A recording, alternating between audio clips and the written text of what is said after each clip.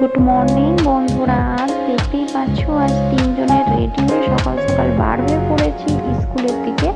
দেখো স্কুলে অলরেডি পৌঁছে গেছি। আর এখন আমরা দেখবো খাতা, দেখবো কেমন নাম্বার তুলেছে। তো খাতা চেক করতে চলে এসেছি। দেখো ওদের ক্লাস, এটা হচ্ছে ম্যাম, আর আমি